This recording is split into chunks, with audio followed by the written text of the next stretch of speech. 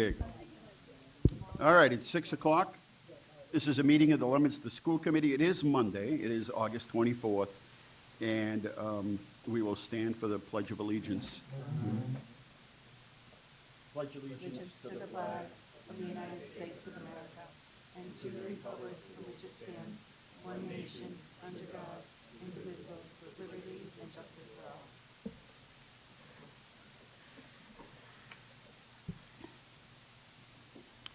Okay, at this time, we'll open up the public comment period.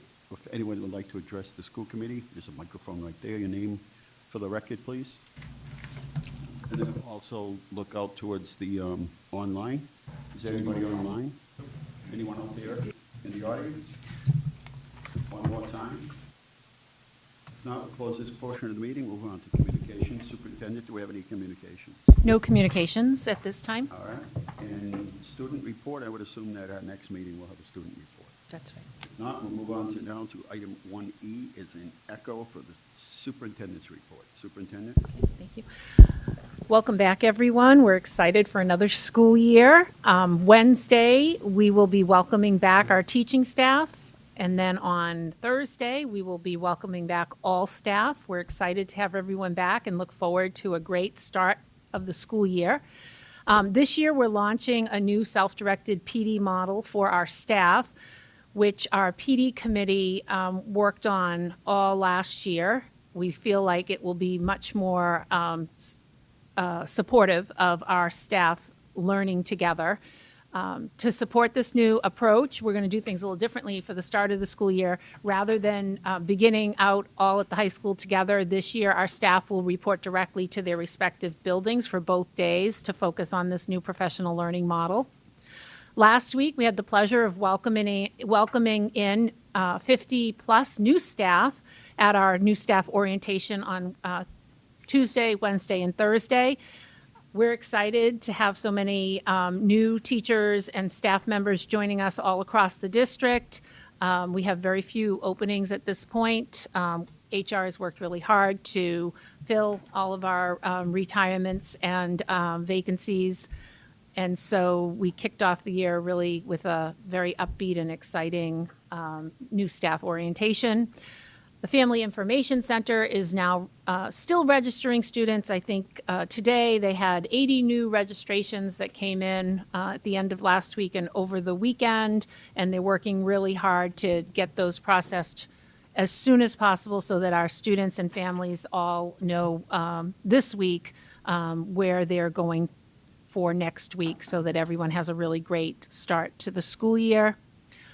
We had a district leadership retreat a couple of weeks ago where all of our administrators came back, and that was a success. We continue this year to expand on our work with data cycles and lesson internalization, focusing on meeting the needs of every student in the classroom.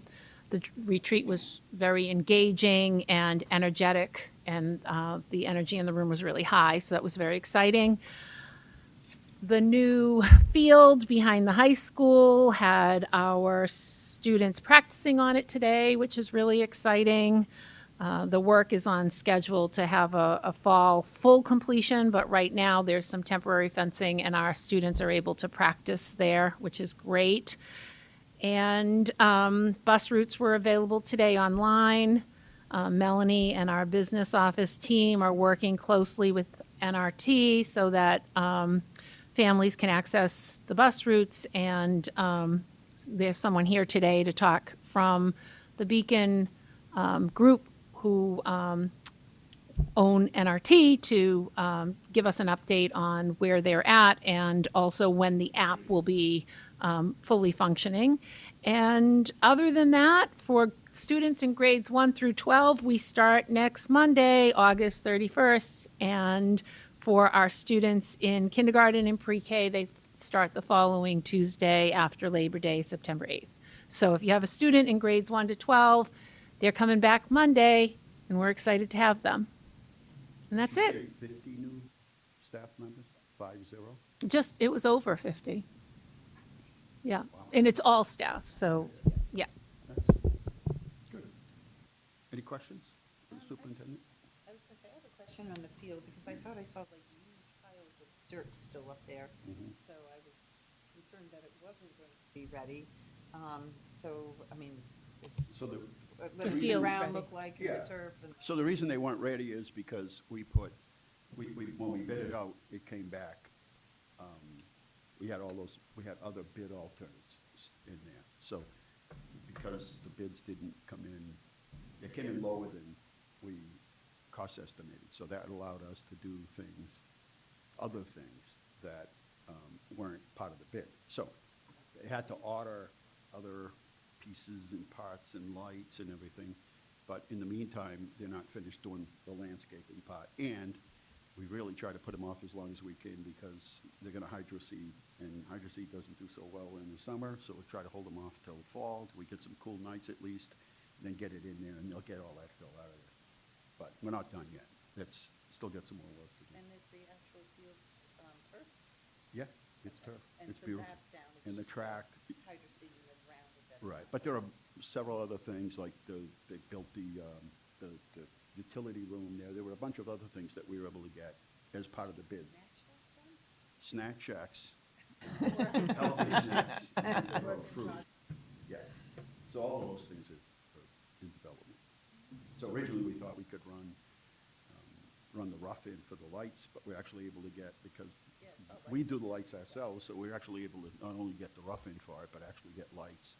And there was no, in the estimate, there was no bleachers, and so there are all these things that have to be bought. So they sectioned it off now, just so they can start to use it, and then as these other pieces come in, they can finish off, and then loom, seed, and then get whatever excess material and pipes and all this other extra material that's out there, get it out of there, and then final coat on the paving.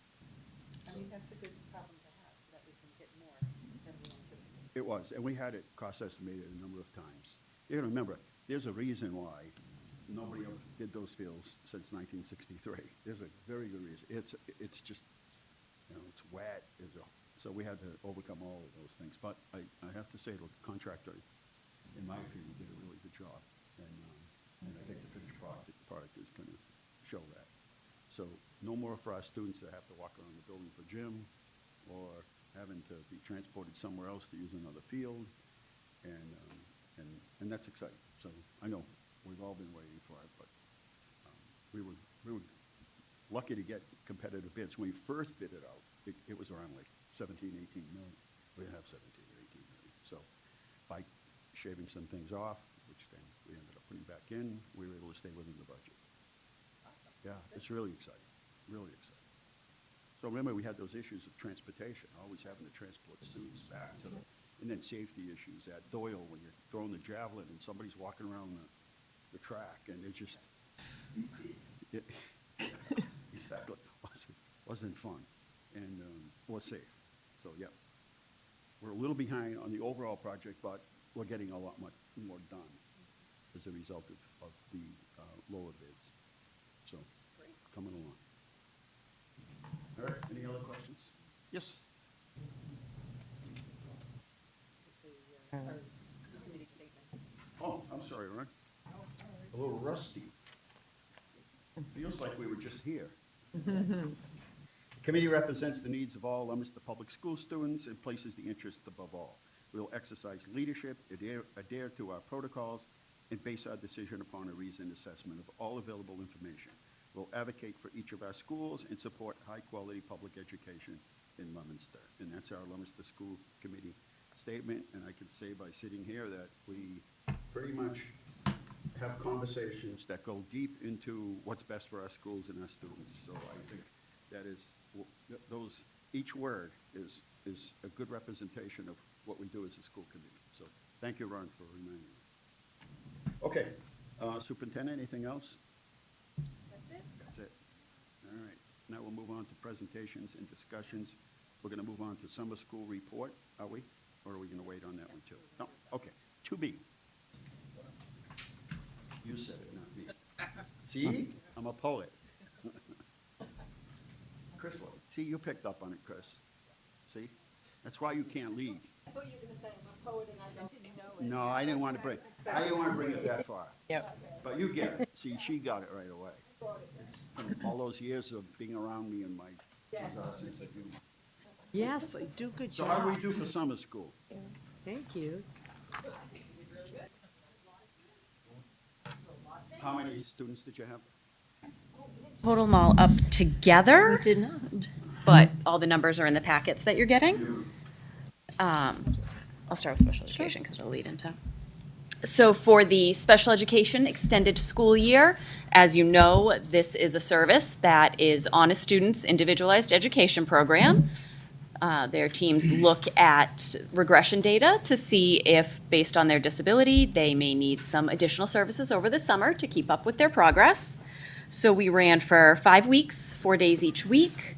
We did switch up our locations a little bit this year. Lincoln Preschool took our Bennett and Lincoln students only, so there were 38 of our 3- and 4-year-olds over the summer. Francis Drake took our substantially separate programming, 63 students. We shared between Francis Drake and Northwest again, because the Creative Choices program you'll hear about also uses Francis Drake, so this was a better split to take care of all the kids. Northwest took in pre-street kindergartners who had in the past had gone with the early childhood with the preschoolers. We decided it was better for the students to be with their same age peers and the kids that they're going to be spending the coming school year with. So Northwest wound up with 150 students, and the high school took our middle school and high school programming with 105. We did everything from reading, writing, math, counseling, social skills, speech, PT, OT, all of the services.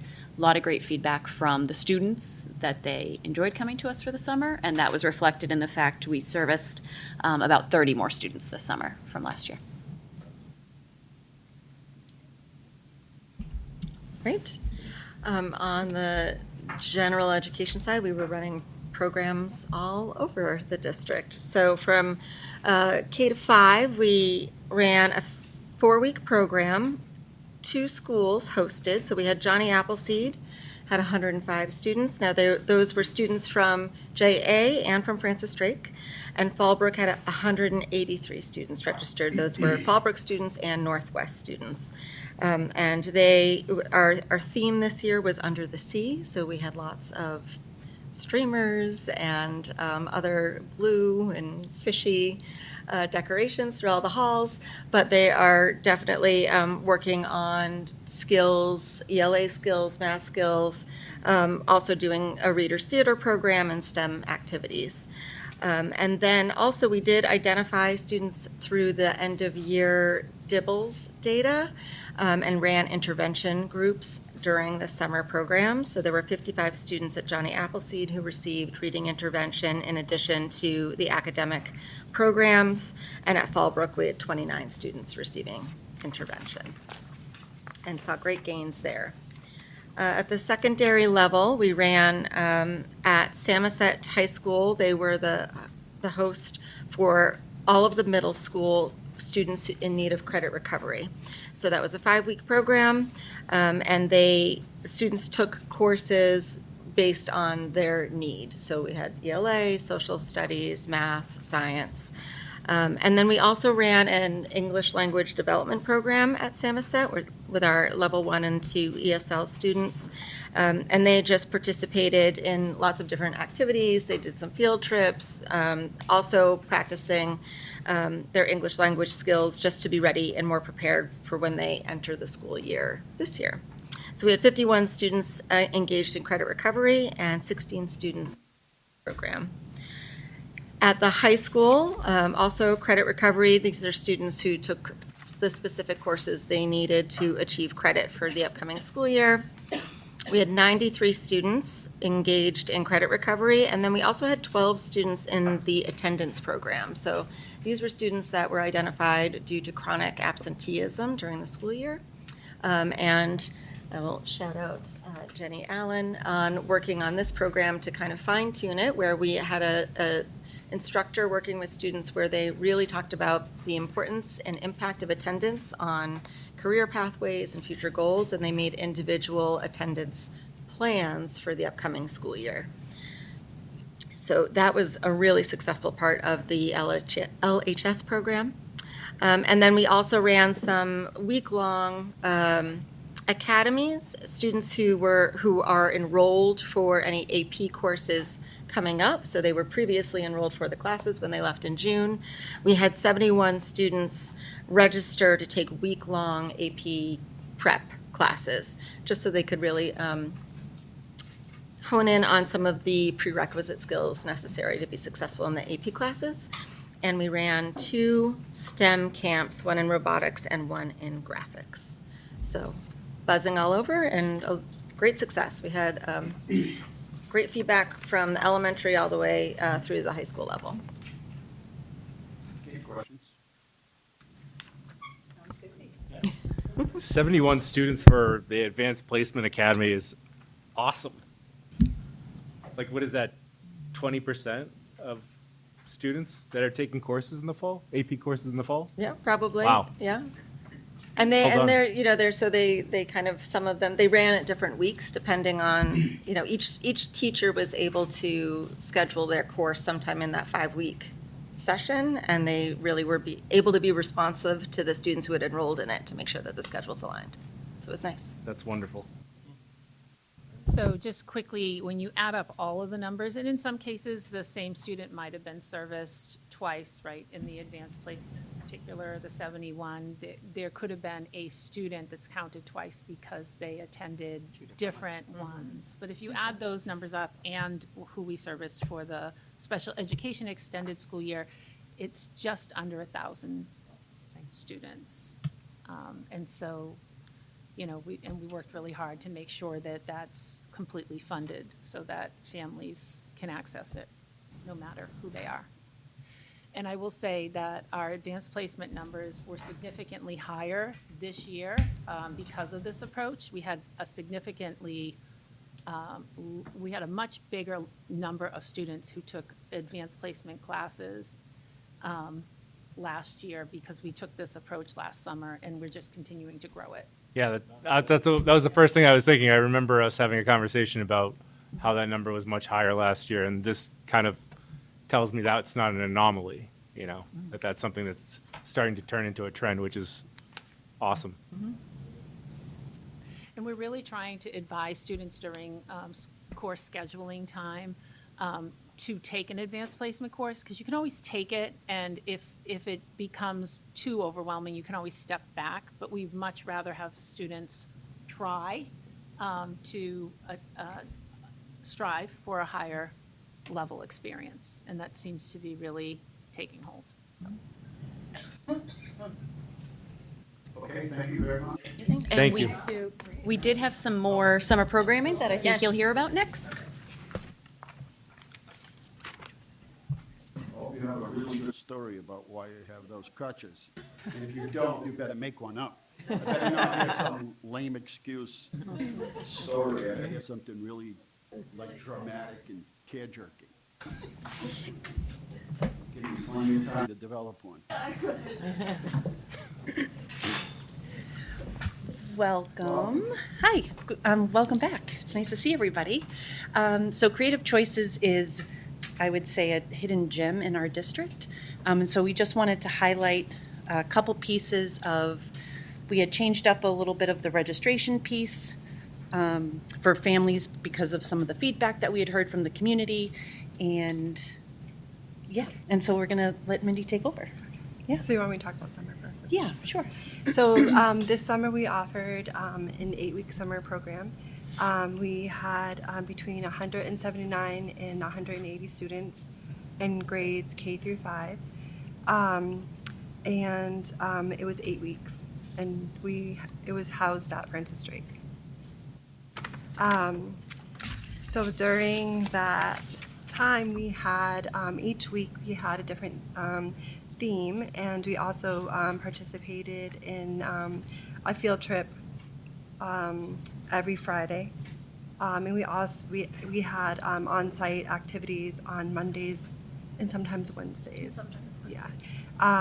And so we went from the Acton Bowling, we went to the aquarium, They went to the Discovery Museum, so some local field trips were Kimball Farms, fun stuff. So it's like a lot of different things that that we did around in Boston, and we just shared some field trip funds in Canopy Lake Park for the older kids, and then we also had a lot of for our on-site activities. We did play well. We had some music shows. And we had a cook's corner. Some high school teachers came in twice throughout the summer and did a cook's corner with our kids. We had an ice cream truck come. So just a lot of different fun things that we were able to do. We also did some things around our community. We have a partnership with the Leominster Recreation Department.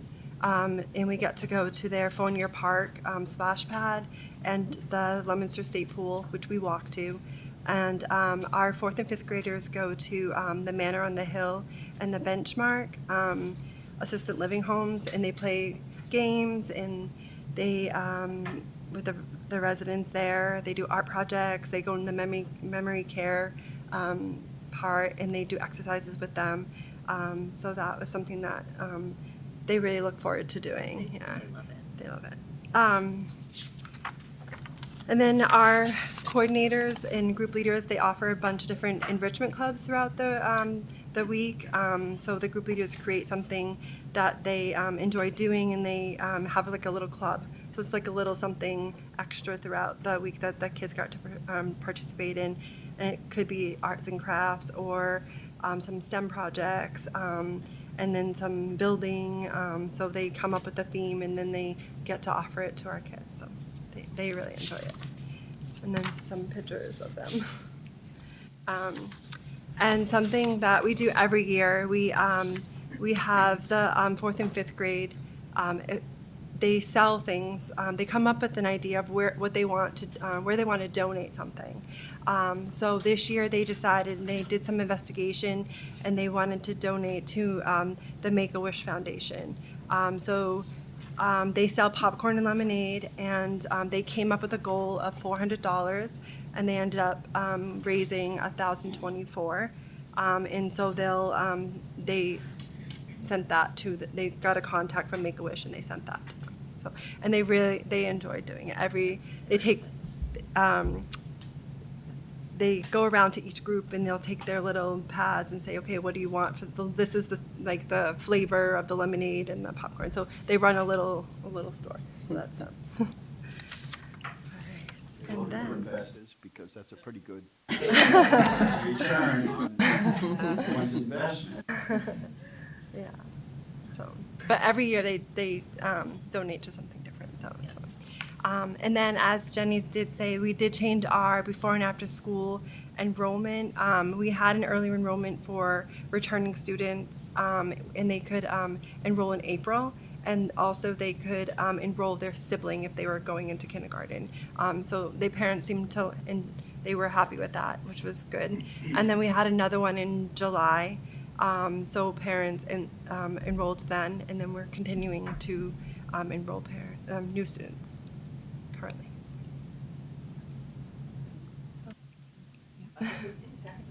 Yeah. Well, we started the program. We had the recreation department run it, like in the morning, afternoon. This is a long time ago. And we realized very quickly, we weren't charging for anything. We thought there would be a few students, and then we quickly realized this was way over what we had anticipated with the amount of students, because you had to just, all right, just leave your kids off. Okay. We didn't nearly have the staff that we needed to run the program. So Yeah. very happy to see the outcome and the amount of students that were able to, and families that were able to, just the world's changed. It used to be different, and it's not, and now we can provide some really good services, safe and structured, and I think parents feel really good about, the system that you have in place. So good job. Thank you. Questions? Sorry. All right, thank you. Thank you. Good work. Keep raising that money there. I could get you some investors if you like. Looks 50% return, it's not bad. Chris? You like that, huh? All right. Now we're going to move into our transportation update. We do have Renee, just so you know, Renee. Oh, Renee's here. Hi, Renee. Okay, Renee, you want to come? Well, I think Steve's going to introduce everybody, right? Yes, So, Steve, welcome. yes, thank you. Very happy to be back, even though it was a very quick summer. Yes, we are pleased to announce three new administrators. So we have an early learning program administrator, and that's Andrew Pinio. We have a new athletic director, Stephen Kendall, and we no longer have an interim principal. We have a principal of CTEI, and that's Renee Koska. So I was going to welcome them up. They can tell you a few things about themselves and take any questions.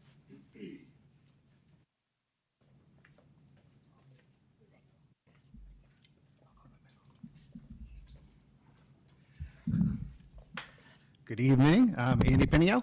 So I'm new to the position somewhat. I taught at Pre-Street for 11 years and have been the assistant for the last 8 years. So I'm just moving up to the principal. I have a lot of great ideas. I've been working with Laura and Robin and everyone. We're excited to go. We had our play date last Friday. Great numbers. The buildings look great.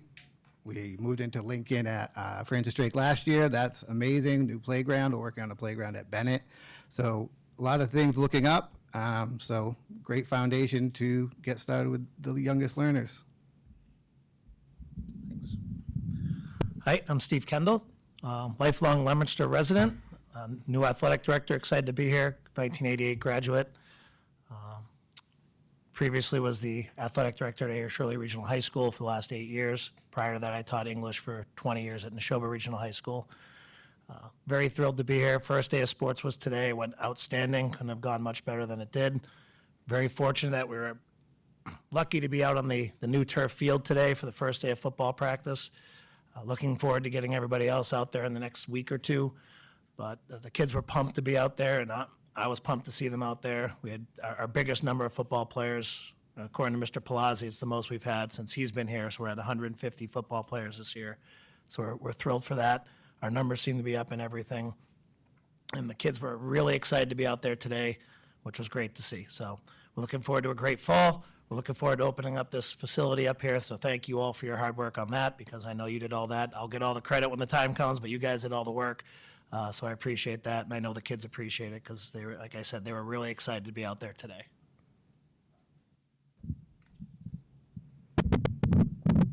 Good evening, welcome back.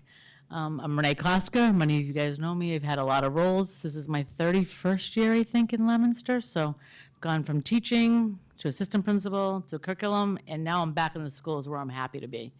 I love working with the kids. In this past 6 or 7 months during our interim, we really worked hard to get CTI some 2 new programs. So I have shared with you the 2 new programs that were approved by the state. Medical assisting and public safety and health. I could not have done it without Lorene, Butch, Bill, our custodians, Dr. Romano, Michael, Still, Karen, everybody. It was all hands-on. Robin supported us with a lot of work to get these 2 shops up and running. So we are excited to have these 2 new shops. They'll be part of the Freshman Exploratory this year, and they're located out off the Media Center. They're kind of a tight squeeze right now, but we will be working on giving them another classroom next year, and then junior and senior year, we have our expansion grant that we asked to be put out somewhere else for the last 2 years. So we're working on that and waiting for that to be signed. So we're really excited about this. Currently, we just met with 352 freshmen that are joining the exploratory. Kind of made them talk about good grades, good conduct, and we're excited to start the year off, ready to go. Welcome to everyone. Thank you. Steve, I mean, one of the reasons, the big reasons we did the fields is we were hoping, there was students, I think all of us heard, students that weren't participating in sports because of transportation and school. You know, And we did have transportation to get to Doyle, but it wasn't convenient. So hopefully you'll see that in the numbers. And as I said, when you weren't here, we don't have to do the whole, let's take Jim and walk around the school anymore. We'll be really nice about other things. It just, Everybody's very excited about it.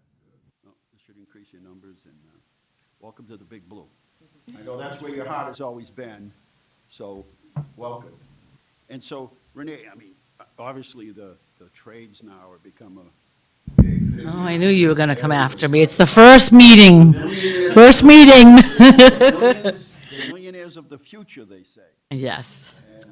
And thanks, I mean, a lot of it is driven, some of it by The workforce. themselves. Back to mold making when Steve McNamara was here, and a lot of those programs, and everyone, and I guess where I'm trying to go is everyone hung in there when the pressure was to kind of move away from the trades and do other things, to get, more high tech, and we hung in there, and it's really, and one of the few comprehensive schools all around the country now. It's all they're talking about is comprehensive schools. Like, we've been doing it for a little while. Already, Right. so I- it's exciting. In the public safety one, I can't think enough, the chief of the police, the Jonathan at the fire department, our 911 operator, Art, they're part of our our advisory committee. They can't wait to get in there and start recruiting kids.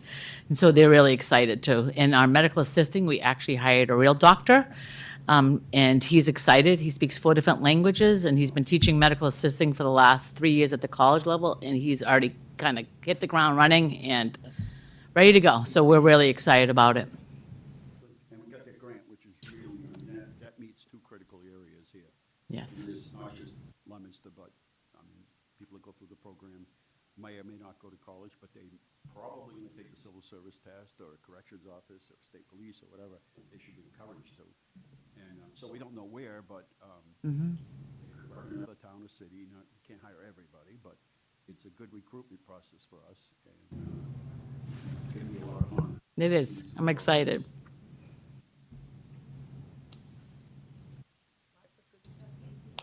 All right. Thank you.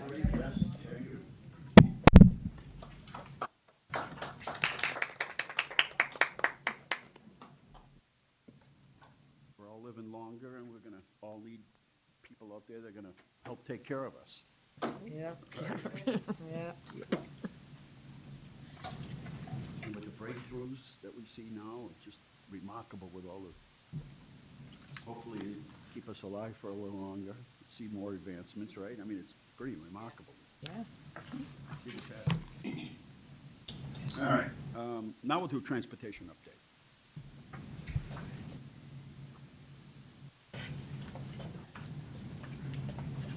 Sit in the middle, I'll sit on the side. Sure. Thank you. Good evening. Mayor Mazzarella, members of the school committee, Superintendent Desmond, district leadership, and members of the Leominster community. Thank you for having us here this evening, and thank you for giving us the opportunity to share a little bit about who we are, what we stand for, and how we plan to service the students and families of the Leominster Public Schools. My name is Franco Indomenico. I'm the Vice President of Operations for NRT Bus. With me today is Catherine Estelle. She's our Director of Client Relations. And in the back over here is Sarah Larico. She's our Senior Operations Manager. Just a little bit of background. NRT Bus has been around for 35 years. We've been servicing communities throughout New England for the past 35 years, and we've been serving about 70 communities, employing about 2,600 employees and about 2,100 vehicles. At one point, though, I want to emphasize that while we're new to the yellow bus transportation in Leominster, we're not new to the community. In fact, our relationship with the community extends back about a decade. Our sister company, Vanpool Transportation, has been providing special education transportation for the district since 2015. At present, we're transporting about 86 students for the district. In 2020, we began minibus transportation for your in-town special education students. And that history for us matters because we're not just walking in as strangers. We already know a lot of the families. We understand the importance of communication, consistency, and trust that you expect. I've been with the company for 20 years. Sarah's been with the company for more than 10 years, and you've been with us for about 4 years now. So our commitment to you is simple. We want to be a responsive partner, a good steward of the district resources, and a transportation provider that the students and families can all trust. And with that, I think you've all received a handout. Yeah, it's regarding the Beacon app. So one of the things that we're most excited about to bring to the Leominster School District is a new level of visibility and communication for the families and the district stakeholders. To speak more about that, I'd like to introduce Catherine Estelle. She'll walk you through the Beacon Connect and Family app. These tools will provide the families with real-time information, provide communication, and greater transparency into the transportation experience. We believe that it'll be a meaningful enhancement for both the parents and the district. So, Catherine, I'll let you talk on it. Great, thanks. So Beacon Connect is our transportation communication tool. We built it a couple years ago now.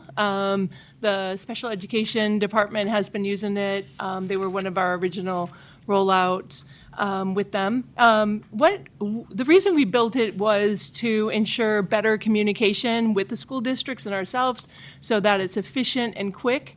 In the app itself, we call it the 4 core, but it's the routing information, messaging, any type of video requests, or any type of incident reports. So the bus drivers have an app, and they can complete the incident reports in real time safely when they stop, and send those incident reports over to the to our dispatch office. They'll review them and get them over to the school district immediately. Same with video requests. So it's really just cut down communication so that everyone in the district and also in our operations are all on the same page from a communication standpoint. In addition to that, we have Live Map so that Tyler and Melanie can see, or anyone, admins, principals, whoever decides that they would like to be put onto Beacon Connect can see where their vehicles are at any given time, so that let's say an admin can just go on to Beacon Connect and say, oh, I see the bus, it'll be here in 2 minutes. So we have live mapping, and then in addition to that, we have the family app. And so I know you're familiar with some type of family app, and ours is very similar. The school district provides us who has access to the family app. I know that security is our concern. It's also your concern. And so the district tells us who can only have, and there's authentication on it. It's assigned to a phone number. And so not everyone has access to it. In addition to that, it's a geo map, so parents can see where their particular bus is, but they don't see other stops along the way. So it's more general so that it keeps everyone's information private. And I know you had a question about when the routes are going to drop. So I have not heard back from my IT person. I'll call them immediately when we get done. But the routes just got finalized today, and so I'm sure they'll be uploaded tomorrow or Wednesday at the latest. But Tyler, I'll let Tyler know immediately and be able to communicate that out. So it's a tool that we're very proud of. We built it in-house. So what that means is that if we have a principal or assistant principal or an admin that has a suggestion, and we take those suggestions, we talk with our development team, and our development team works on those and see if it is something that fits across the board for everyone else. And so we're really quite proud of it. It has saved a lot of downtime between the school district and dispatch because we can message back and forth and all parties can see those communications immediately.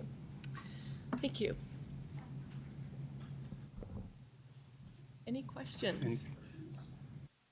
I had one question. You mentioned families would see their specific bus routes. Will the school district be able to see all of the bus routes? They can see all the routes, yeah. Which is good for planning, because there's no sense getting kids ready for a bus and then it's 20 minutes away. Yeah, and there's also, parents can opt in and out, but Sarah and her team can actually send out a communication. So let's say there's a delay because of an accident or something. They can immediately send a note out to all of those parents to let them know that the bus is, 5, 10, 15 minutes late, so the student isn't standing out in the snow or the cold or the rain waiting for it. So that little pod of parents can be communicated directly with. The only negative I see is the true procrastinators. I see them flying out of the door, on the back, the books are hanging, they got an English muffin hanging out of their mouth, and they're chasing they got like timed perfectly to bus stops. Yeah, I had one of those. Yeah, I had one of those. I think that doesn't happen. she went to school with half the time without her head attached to her body. But, our drivers are aware of students like that, yeah. Yeah. So can I just ask for the families who are concerned, because we have had the information about how to download the app and access your bus routes out there for a while. So a lot of people have downloaded the app, they've put in their phone number so they can see their student's name, Yep. but it says there's no routes available. Right. That we're hoping will be resolved within a day or two. Yes, absolutely. Yeah, Okay. and it's just because the routes have been finalized as of, I think, today. So, Okay, well, parents, I know what it's like to have kids. It's stressful. Give it a little time, be patient. We know where they are, we're following them. yeah, exactly. It'll wait a few days, but it'll improve all the time. Yeah. Yeah, and I think it'll, it's nice. Parents want to see where the bus is, especially on those, rainy, cold, snowy days, right? All right, thank you. Thank you so much. Thank you very much. Thank you. All these advancements, summer programs, they take it for ice cream, swimming. What's going on here? Right, Sandy? Huh? Right. This should be retroactive. Remember the horse and buggy? Horse and buggy. Amazing. Even have yes. buses in my You town. had to feed the horses. Yeah. You get to ride them, you had to feed them. Right. Amazing. All right, well, now we'll move on to the strategic plan update. Melanie? Oh,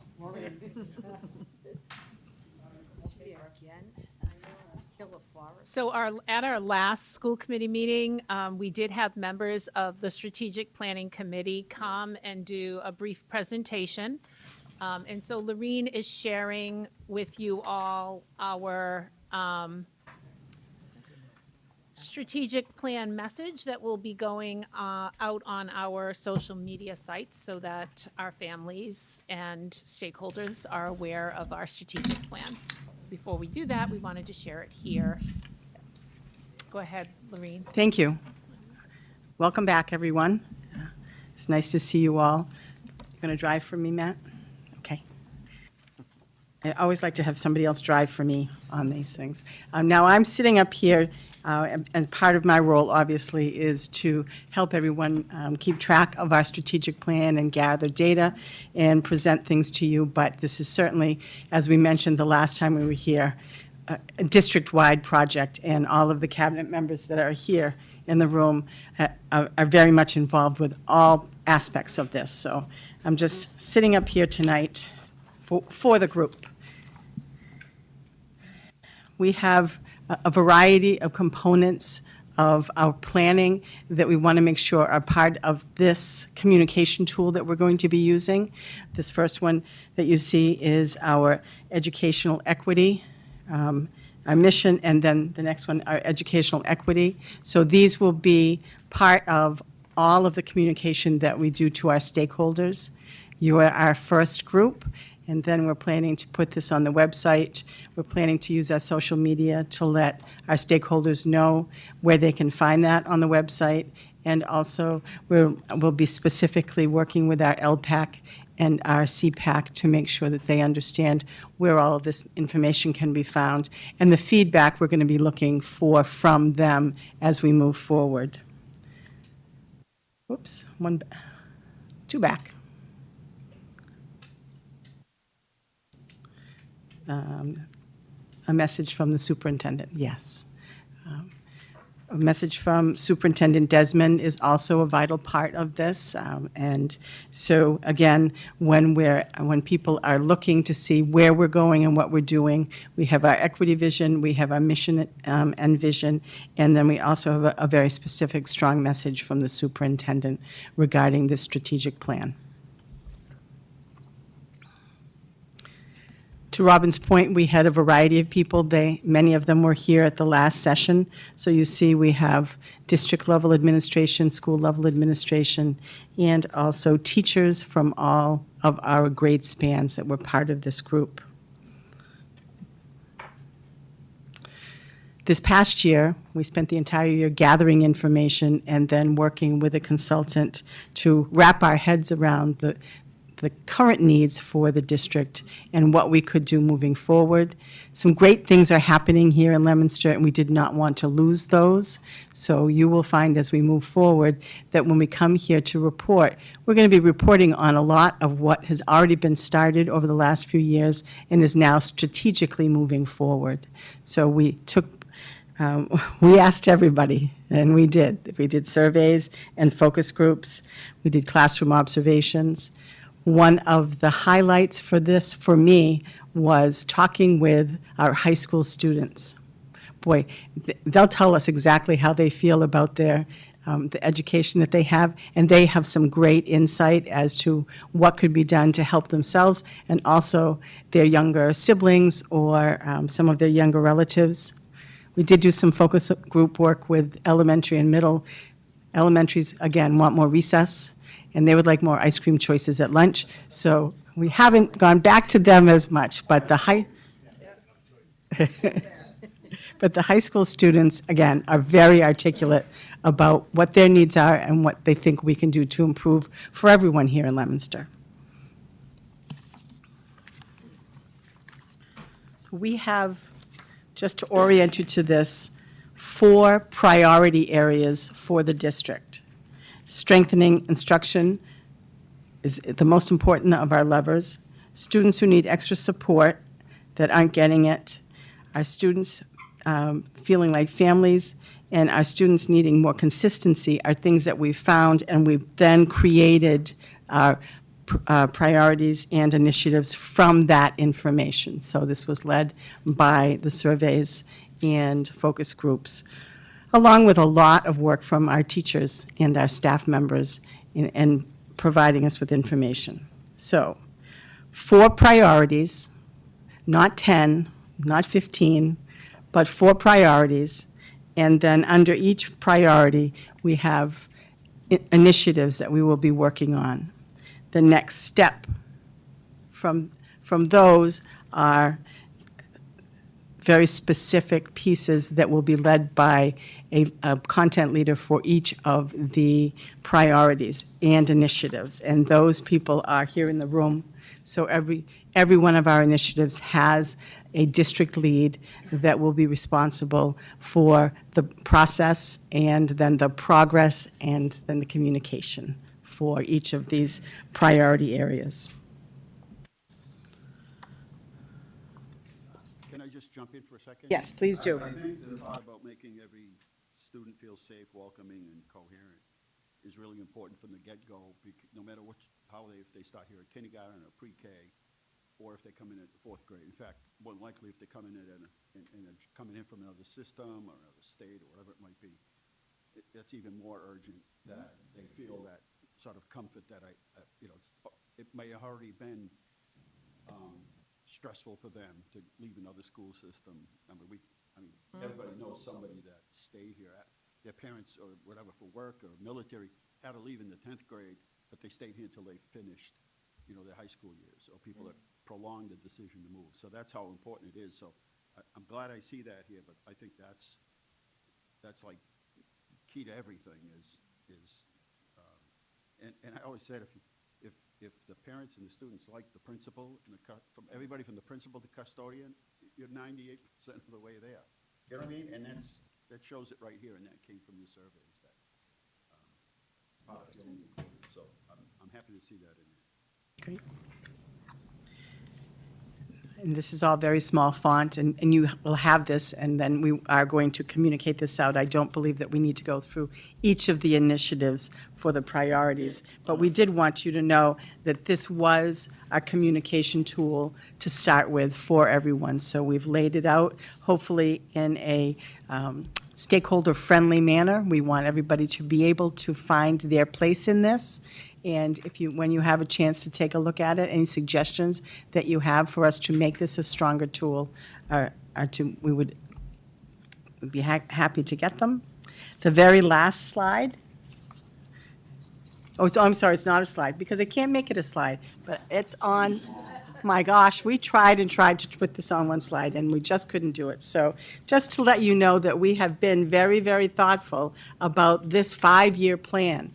And there are things that are being launched, there are things that are being piloted, but then there will be things that will be deepened and monitored. So this is not although we're very busy now with the 26 and the 27 year, there's been thoughtful planning on what's going to happen with each of these priorities all the way out to the school year 30-31, if you can imagine it.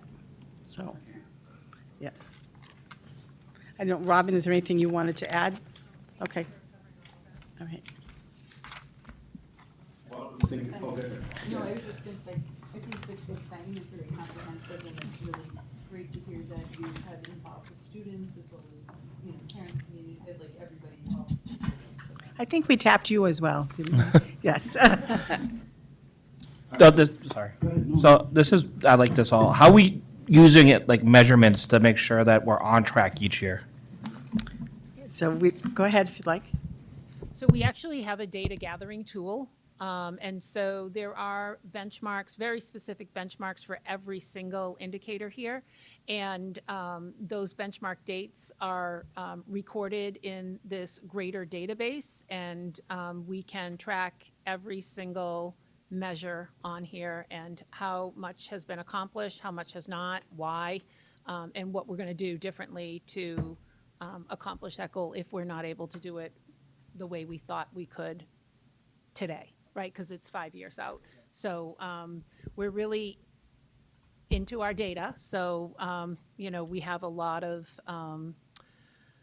we're going to have a lot of great data, and we're going to be bringing it back to you all pretty regularly throughout the school year. So we have 3 benchmarks a year where we will analyze our data to see how close we are to achieving it, or if there's something that's gotten in the way, and how we're going to achieve it differently.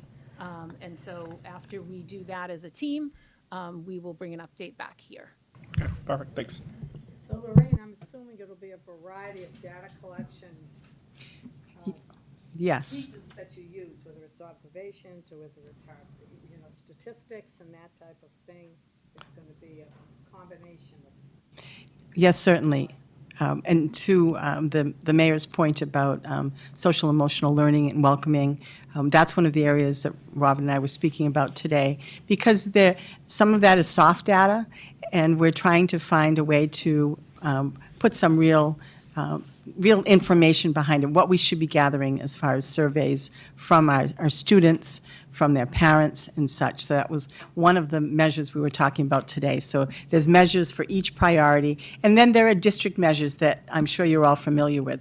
Our graduation rate, the percentage of our high school students taking high-level classes and such. So there's some high-level measures, but then each one of these will have some measures that are the development measure, and then the programmatic, and then student achievement measures. Lots of things, Sandy. Lots of things. Yes. A lot of tools and longitudinal types of things.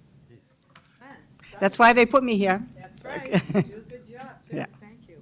And that brings me to what I was going to say, is that last year we had a whole presentation on all our diagnostic tools and how we're using them. And I think what I asked is, at the end of the year, could you come in and let us know, because we were tracking students, could we get a report? And then it just got really busy at the end of the year. But I think it's important. I mean, you know, the MCAS was the MCAS, they diluted it, still have standards to meet, but that doesn't measure every student, it just measures them at a certain level. So for us, I think our concern collectively was, we want to see a student at the second grade move into the third grade because they've kind of achieved the necessary skills in the second grade. And if there are issues along the way, that's what the diagnostic tool is going to do, is take that student, hold up everything, let's provide the services you need, like, get them caught up, and then we move along. So, interesting is how we finished. I mean, I'm not looking for we'll get the results of the MCAS, but I'm more interested in the results of how we did using those diagnostic tools. I mean, by all, every student should have gotten to their finish mark, right? They should have completed and got to their, but I understand there's situations where students might not, where even though we did everything we could to help, maybe that still didn't get them, and then came summer school. So then we measure, well, if this is where they finished in June and now there's summer school, now we measure them in September. Right. We should see retention, right? Because that's key, because we've spent 8, 12 months on this. And then some improvement along the way to help them sort of catch up. So I'm thinking over the years how this has evolved. Yes. You know, going back 40 years and what we were using, and now it's just much more. You were teaching 40 years ago? No, somebody told third me. grader. Third grade student principal. I was going to say, Sandy, jeez. Kind of remember. I keep using the illustration of the SRA, right? Oh, I remember those green boxes. And you can only move up Yes. accordingly, Yes. right? Until you achieve certain things, and Cheap. there will always be people. I did. I'm No, just saying that there'll there's. always be people in life who will use the right, all the right intentions, will use it to expedite I guess you had to. of a system. That's the way it goes. But this isn't, I read through this, I read ahead, I think it's understandable, it's achievable, it's something that you build consensus with, and I think we could benchmark most of this to, to see where we're at, so we stay with it. Because a lot of these just end up in a drawer somewhere, nobody looks back, but.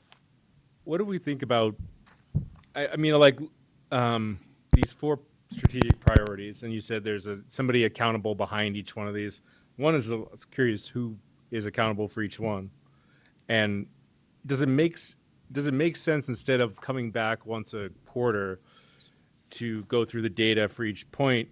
Or does it make sense once a month we focus in on one in priority and we talk in detail in a meeting about each one, and we discuss it more and further, and get into the data? Because I think that when we get the data and we have one meeting to talk about all 4, I think it's like information overload, and you don't really have the good discussions that I think you could have if you broke this down into separate meetings. So just If I may, Greg, the last page. Page shows it, yeah. And we have so much on the agenda that you can't really drill down or ask questions because the clock is ticking and you still have a long Right. agenda. Yeah, no, I agree. I think we take it. I think Robin was. This last page that wasn't on the screen, and I I'm sorry. apologize again for the small font, but you will see a lead for each of the initiatives under the priorities. So those are the names of our strategic plan team that are the lead on them. But I think it's a There's like a great primary point. So because it's a 5-year plan, all of these initiatives are not in motion right now.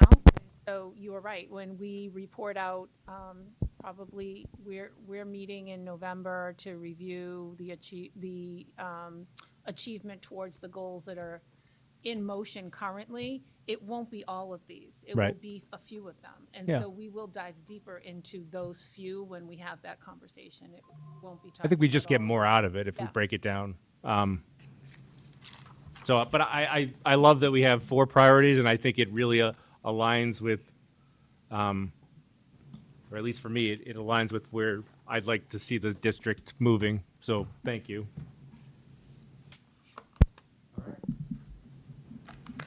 Thank you. Thank you very much. Quite a process going through this, so I applaud everybody that was involved. to get it to this point. Yeah, it's turned into like 5 slides, but I can't even imagine how many hours of work that was. You know, the other thing I was thinking of is, not to belabor the point here, but I think there are situations that happen. We have 6,000 students in our system. There are always going to be situations, whether it's an issue about a bus, there's an issue about they're not happy with a teacher or a student. For us to engage in a supervised dispute resolution sort of things. I know we have talented people in the system, but sometimes it's worth it to reach out to a professional who, and there are many organizations that'll do it for free, that kind of separates the party and get to what the real issues are, rather than us. I mean, there were some issues last year that just seem to have gone on for way too long, and using valuable resources. And I think at some point there has to be a cutoff where we say, okay, we've done everything we possibly can. We've supplied necessary documents. Now we need to sort of, would you be willing to enter into some sort of a dispute resolution, which could take a half hour, it could take a month or months. But I think it's worthwhile for us to engage. There are nonprofits or a number of organizations that do it, and they won't charge us a penny. And sometimes it just might be worth paying for the service because it gets to that level where there are now so many people involved. So I think that's something worthwhile for us as a school committee to entertain, that we can bring back to the superintendent as a goal to say, let's get, it doesn't happen often, but when it does, I can see where it goes, and it just ends up draining the resources of so many people. And we've done everything we can to supply the information. We've done everything we possibly can to accommodate people, but we reach that point where it just, we're not coming to agreement on situations, and by having somebody else get involved, a neutral party that can just set us aside, and most of the time is going to get us to a reasonable conclusion. Because then it gets personal, and it just, then we forget what the situation was. Do arbitration and other things, but hopefully we can avoid that by sticking to, sort of our policies and our practices, and have clear communication But it's still and gonna have happen. transparency. And it still might, but hopefully not often. But I'm not talking about the situation. I'm talking about the very complicated situations that seem to happen that just draw the life out of everybody on both sides. And it might only be a couple, but I'm just saying, it's my recommendation, and I do this for police and fire, and I've done it for a long time, and it works, and it separates the parties so that we can finally get to what the issue is, and then see if we can't come to some reasonable conclusion, where everybody leaves happy. So it doesn't happen often, I don't think, Superintendent. How many times a year something like this might happen, but I think it's a worthwhile exercise to engage in when we get to that point. The emails go back and forth, and just we've done everything we can. That's it. Okay, thank you very much. And now we're going to move on to item 2E, and that's an update on partnership with Clark University. So Superintendent, myself, and others went down to Clark University to speak with them about partnering. And what we wanted to do is, we have a school store, and then there are many schools that have a school store, but there are so many students. I'm so impressed by the amount of students who talk about being self-employed or entrepreneurship. There's like a real spirit in these students. Well, you saw they were going to raise $400, they raised $1,000. That's at every age you can imagine. So we talked about, let's do a real student school.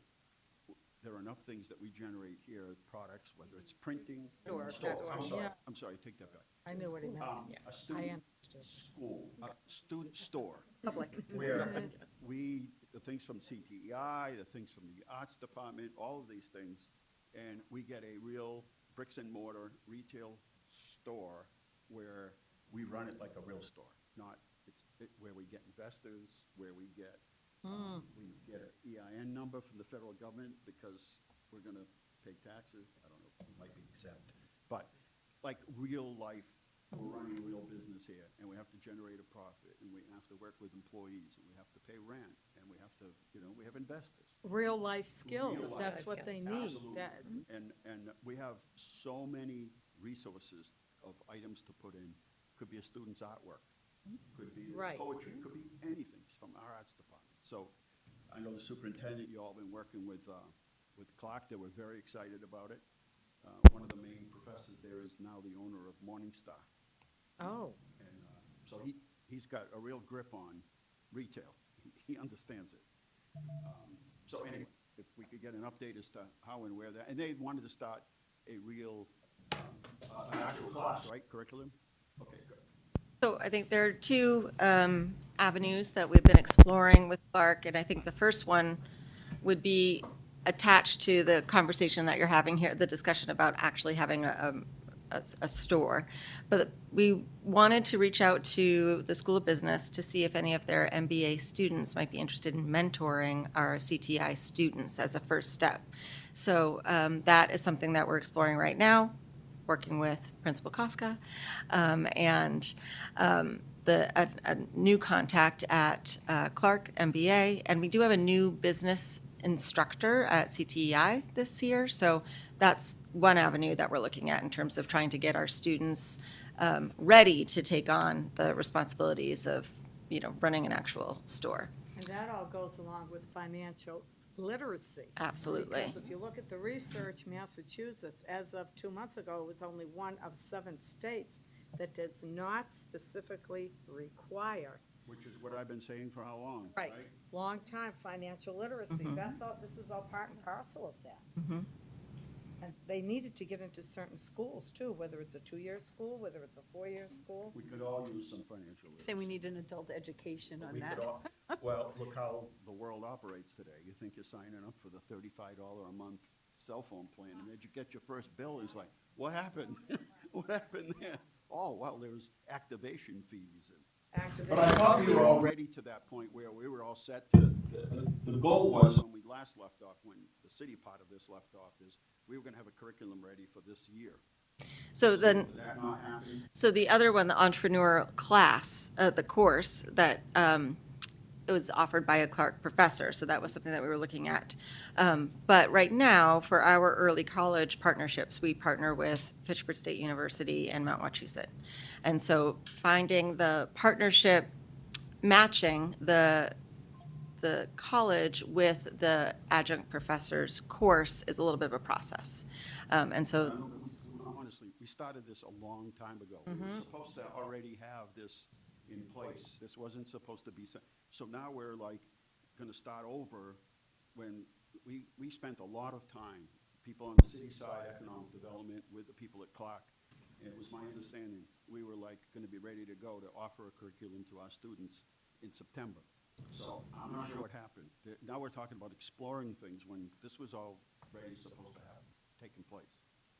in order to run the course, the entrepreneurial course for an early college credit, we needed the correct avenue to be able to offer it to our students. So for them to receive college credit, early college, that would be through FSU or Mount Wachusett traditionally. Those are the partnerships that we have.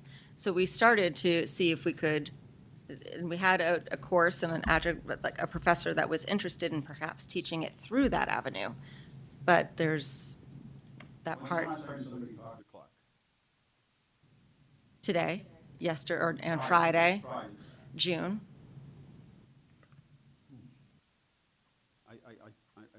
I thought we were a lot further along. I would have gotten involved with this because I kind of left it and stepped aside and leave it to everyone. I thought we're working on all the details so that this program is ready to go.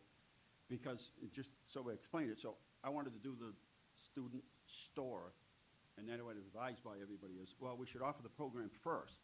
I'm like, okay, I'll back off, because I think I can put enough people together who will be great resources. Maybe they won't get college credit, but I think there are enough business people in this area here that I have connections with that could probably help these students run a student school, a store. Yes, because it doesn't necessarily have to be college credit. You know, you're looking at career Well, there's two and different college, things. You know, There's it's two right. things. I was advised to, Yeah, well, no, I let's know, I'm offer the just- course, Yeah. and then we'll do it. So now we're a little bit behind. So I already had a location, I had this all set up, so that we could start to, get going. And I think there are enough people, so I think we have to decide if this is gonna be a college credit thing, that's great. If not, I don't want the opportunity, because I've talked about this to so many of the students, they were excited about it. I don't want to miss that opportunity for students that, might have to wait another year before we can get this thing going. It's going to take some time to get it going because they have to be explained all of the wonderful laws and ordinances and regulations imposed by everyone before you can, there are, I think, 75 permits you need or whatever, steps you need to take to become a barber in the state of Massachusetts. So you can imagine what it takes. But they need to know that and what it takes to really start a business. And Said we have people all over, even if you go to a spa, we have spas in town, we have people that are doing aesthetics, we have very people, successful people. one of my offered their- students called me today, she just opened a little, she's going to be doing eyebrows and eyelashes and all that, and I mean, she was one of my graduates from CTEI. So it's out there, the even if the students come in, some of these former students, we can utilize them as far as just getting the ball rolling and getting an interest in it, to see someone that's 25 years old and has started her own business and has gone through the process. So what I'm wondering is, I know we, at this point, for college credit, have to go through the two colleges that we currently are affiliated with. Is there a way for us to become affiliated with Clark and then go through them and streamline that process a little, since they already have that? It's one of the best schools in the country. Certainly is. It's a think tank. And they were really excited. When we went down and met with them, they were really like the top Amazing. class students from around the world. Yes, Were so yes. excited about participating with us. They were like ready to go. And so Demographics over there, and that's Oh, where goodness. Goddard had his rocket. So I think, what the superintendent has just, kind of highlighted for me is that, to pay for something like that, we have to go through the state, and this is where the state, venues are. So that, answers my, question. So that's So I important think- to keep in mind. And I think we're talking about two things, right? Yes. So CTE has a business program. We are working on one track to have those students get advice from current Clark students around how to start businesses and how to move forward. We also talked about a course through early college where, very similar to a course that a professor at Clark has already been teaching in the Worcester area through early college. And so we were talking about two tracks. The early college one, we have to get a state Department of Ed school to be able to get the funding for it, the funding source, That's so that the we can thing. do it. So That's- that is one thing that we're working on with the professor who's been doing it in the Worcester area. And then the other is through the MBA program, where we're asking for mentorship to our business students. So we're trying to run two tracks at one time here. right, I think we can take that track at whatever time it takes to get certified by the state. But is there something in place right this second that we can see tomorrow that's, takes the other track? Well, I think what we're looking to do is during the school year this year, have MBA students come and mentor our business students at CTEI. That's one track. That's something that is liftable because it's not offering credit. Then the other track is entrepreneurship course in general that any student could take and learn about entrepreneurship, but not necessarily be in the business CTEI vocational program, right? So those are the two things. So the That's right. mentoring is something that we can lift because it's not college credit bearing. And the other, we're still working on it. We want it to happen. It's just that we haven't been able to get the connection with the state school that the Department of Ed funds to be able to offer college credit. Well, remember, Fitchburg State offered free tuition to students in Fitchburg, but not 1 penny to the kids in Leominster. So I love Fitchburg State, but that was a kick by a lot of parents who called me and said, I don't understand this. Can you please explain it? And I can't. I don't understand it. Right, they're offering free room and board also, even if they are Fitchburg residents, so they can live in the dorm. And that's a tough one to try to explain to a student. It's out, Like, out, exactly. roofing or doing foundations in the summer for $20 an hour. And salt enough money away to help pay tuition, and somebody in the neighboring town is getting it for free. So going forward, I just don't want this to sort of delay anymore. So how do we survey the What can we do? students What can we find do to out help? Who's interested? Do I start to get people together? Do we offer this as an after-school program? Is this, how is this track on the right side here, not the college credit side?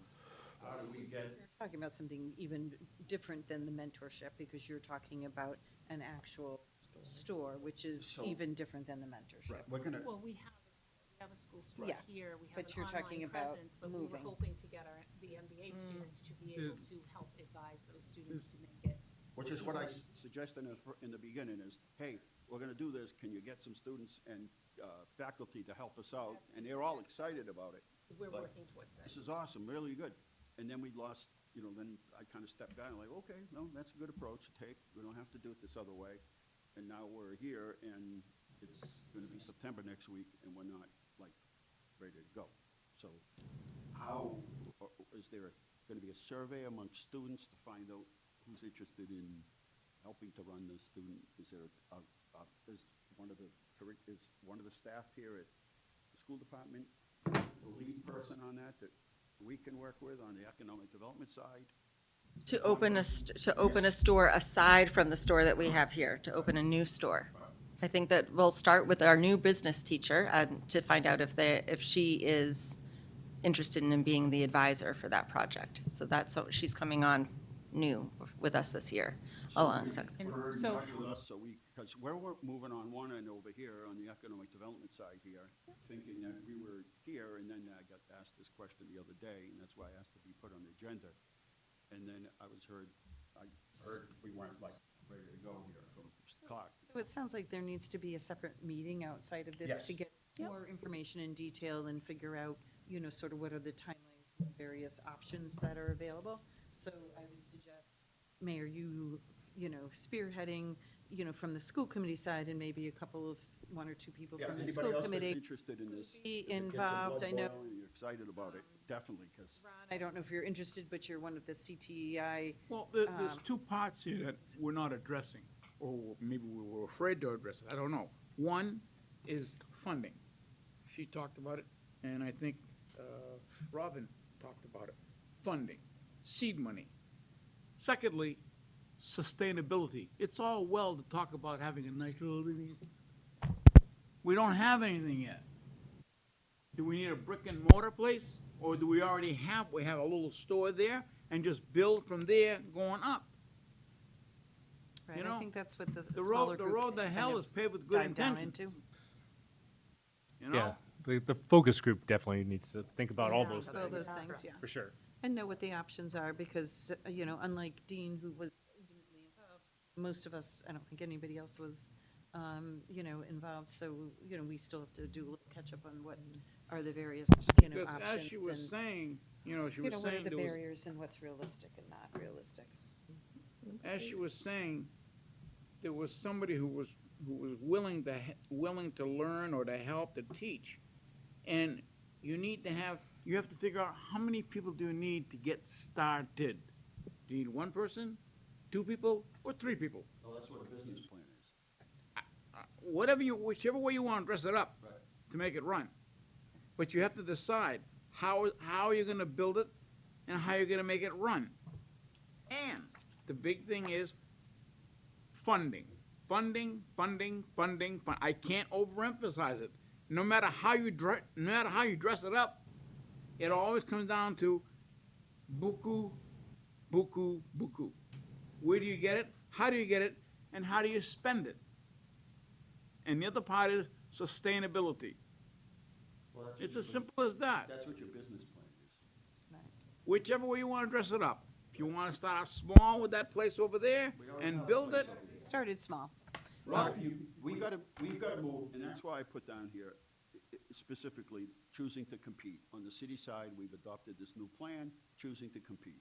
You can stay in the store the rest of your life, and that's be the store. That's not going to bring anybody in that wants to get a gift during the holidays or whatever. I could go through a host of reasons. It doesn't provide any better curriculum than we already have. It doesn't do a whole lot of things. Is it a good thing? Yes. Does it do a whole lot of other things? No. Is it real life? Yeah, to somewhat, but, we're talking, hey, you go out into the community, you get investors, you get mentors, you formulate a business plan, you set realistic goals, you look at what the rental rates are. There are a host of things that have to happen before you even open a store. That's the purpose of this whole thing, with the help of people who are in academia and also people that are in the real world that have to do this every single day of the week and take risk and everything else associated. So all the things that you're speaking specifically to are all the things that'll be part of the steering committee or whatever, and will be part of a business plan.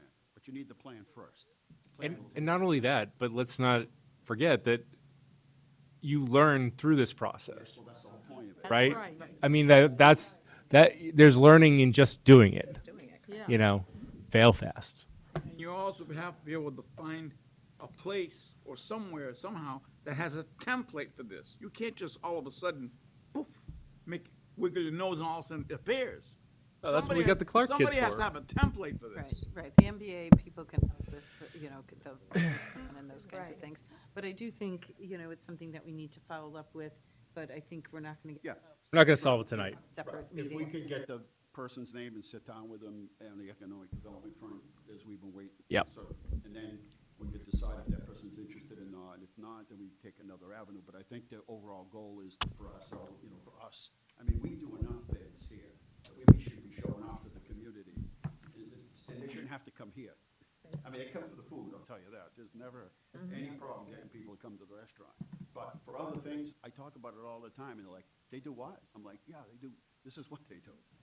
You get your car fixed, somebody that's low to moderate income can't afford it, it's very expensive. I paid $1,000 for a taillight on my truck, so watch out, don't break your taillight. And so they don't know those things, but they should know that they can come and utilize the Center for Technical Education to get these things done. Nonprofits should know they can come and get printing done here, all of those things. And if we're buried in our own little world here, then this is our conduit to the world, right? It's our connection to the rest of the who knows who comes through here, right? And there have been many success stories in business that have come out of Leominster High School that I think would really be willing to step up to say, hey, I guarantee you, there's no question in funding or any of that. That's not going to be a problem. Okay. And we'll have too much help. There's not enough help. So if you could get us that person and connect us with it, that would be very helpful. And thank you for all the work that you Yep, have done thank thus far, because I Thank know you. it's Thank you very much. more complicated than, you know. Thank you. And sorry that it's getting better. And what is choosing to compete? Choosing to compete. That's exactly, I think this is a what we perfect, said. a perfect segue into it. We can't just be good, we can't be wonderful, we can't be taking our top 10 students or our best 3 businesses in towns and running around showcasing them all the time. And we're competing not with the city next door or the town next door. We're competing with people around the country and around the world in every aspect, whether it's medical, whether it's plumbing or heating, whatever.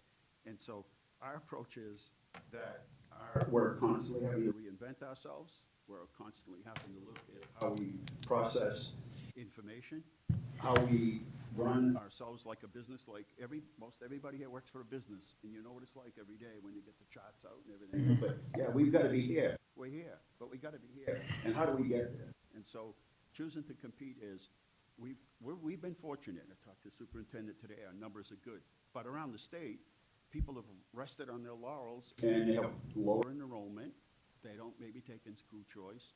They just thought the money was just going to flow forever. And now they're in situations where probably some of the people that we picked up and we hired might be people that got laid off from another school system. So we want to compete. And that means that everybody that works for the city, the school committee, the planning board, everybody has got to adopt that mantra that we're going to compete. And we can't look next door or another town or city or somebody in another state and say, oh, look what they're doing. We're the same size. We're doing so much better than them, and they're doing horrible. It has to be, we look towards somebody else. It's doing better. So, you know what I'm saying? So We always have to continue to constant progress. self-improvement, right? Like, I think we try to do here. And I think that's what we're trying to carry out through the whole city. I don't think, like, Every it's department. something to add, we don't have to replicate what another town does. You know, we, as part of like our strategic plan, what are our strengths? What do we really do well, and what do we set ourselves apart from other towns? Precisely. School districts. Precisely. And we choose to compete. And today, I don't care what world you work in, It's tough. competition's Competition's fierce. It's in another country you never heard of. It's a global economy, and you maybe guess that what you do, or you're not going to survive in the world that you're in. That's it, right? Great. Gobbled up. Speaking of, Manufacturing and everything else in between, right?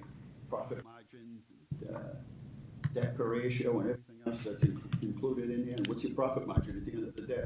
Yeah. You're not a nonprofit where you work. No. So they have investors. Well, this year might be, but. Oh, I hear that from everybody. They all get the same songs. You can be tough. Food sales and you get a net profit of 20%. All right, thanks. And then just on, I think we had a presentation here on AI, but I think every student has to at least the basics of understanding AI. And I know it's evolving a whole lot, but when you see the amount of money that's getting pumped into AI, and I'm not talking about data centers, and that's a whole nother argument. The reality is, this is one of those, whoever gets to the finish line first is who's going to be in the driver's seat.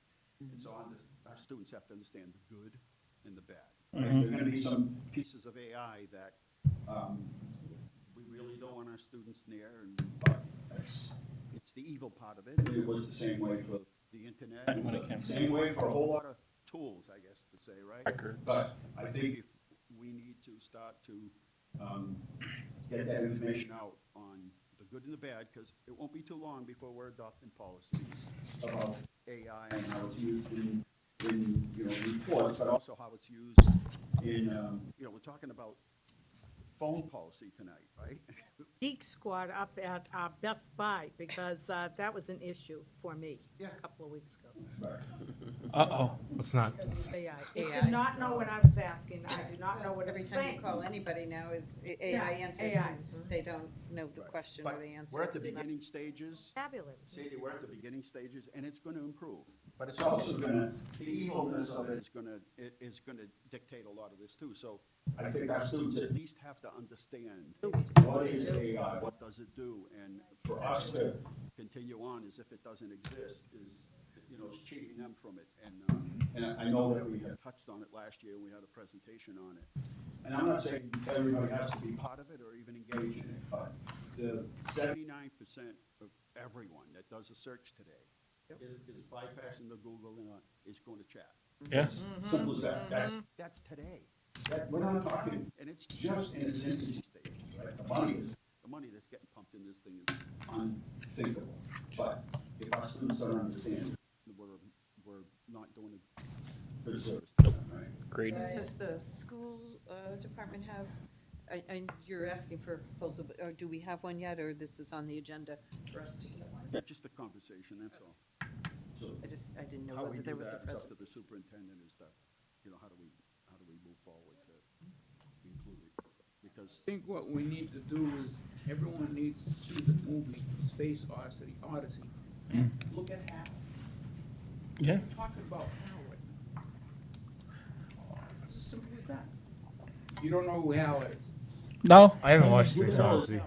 The robot. Hal. Space Odyssey. Space, 2001 Space Odyssey. You need to know, you need to look at. It's like look at iRobot. Hal. Mine out there, yeah. Hal, I should say. Hal governs everything. Oh, do they? I mean, look at these robots are doing backflips today. It's much more than running around, stop and shop, asking if you need any help. The world's changing, it's changing, whether it's medical, every industry is changing, and it's changing fast. So we have to, again, our choice to compete, keep our kids in touch with what's going on, and exploring new opportunities. They're gonna have opportunities none of us even had a chance. All right, thank you. So anyway, Superintendent, if you could get back to us with, how we do this, maybe it's already been done other places and we don't need to redesign it or reinvent it. And I'm really concerned about the negative parts of it, the evil part of this. I live and breathe AI all day, building agents, and it's crazy. But happy to advise or help at all if I can. That's what I do all day, every day, it feels like. Good, we'll refer to you. We're not paying you. Build agents that are employees now. It's a whole nother story. Yeah. All right. All right, thank you. I appreciate your. Treat them like employees. Approval of the minutes? Sure. June 1. I would like to make a motion to Excuse approve the minutes. me, Oh, I have a question. Oh. Is that So- after we do this? Okay. Yeah, that's how you, Yeah, then there'll yeah. be, Yeah, I any- get it, I get it. so we need a second and then she can go. Thank you. You have a question? Corrections? I just noticed this, under 5, that last motion. Sal made a motion and he seconded it, too. Can you do that? You're special, that's it.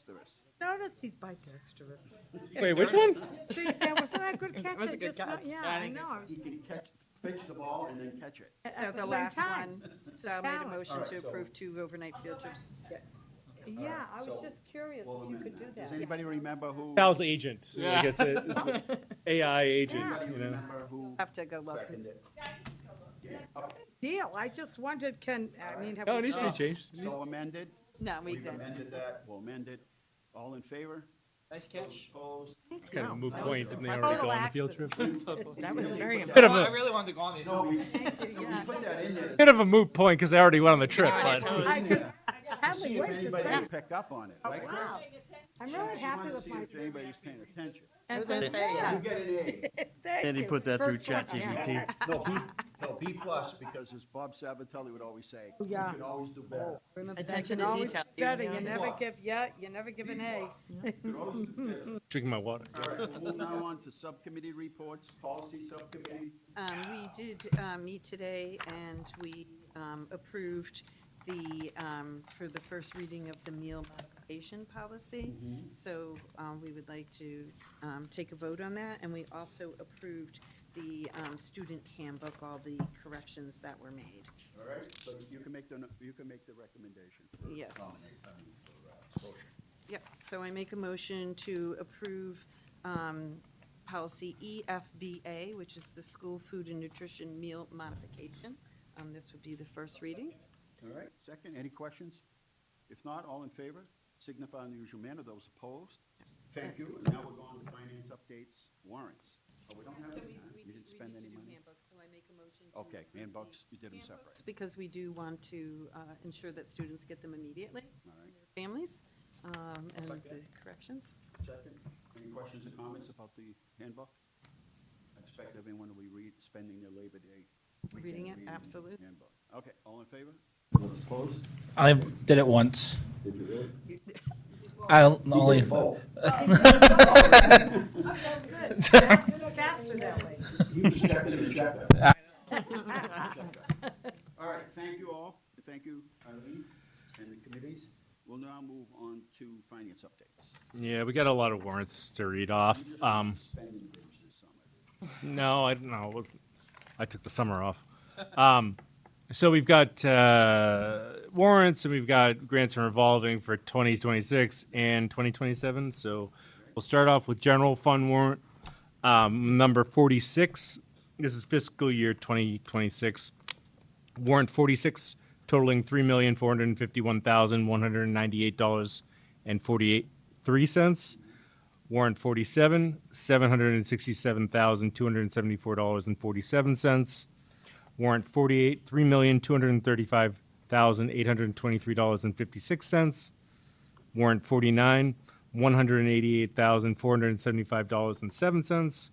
Warrant 50, $13,399,907.89. Warrant 51, $1,121,757.96. Warrant 52, $1,443,264.16.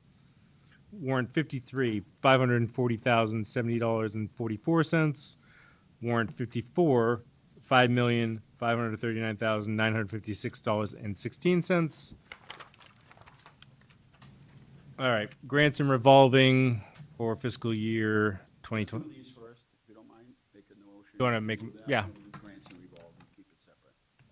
Okay. You can make the, I'll make a motion to approve All of them. for each warrants set. for 46 through 54 54. I'll for make a motion. fiscal year 2026. I'll make a motion to approve them.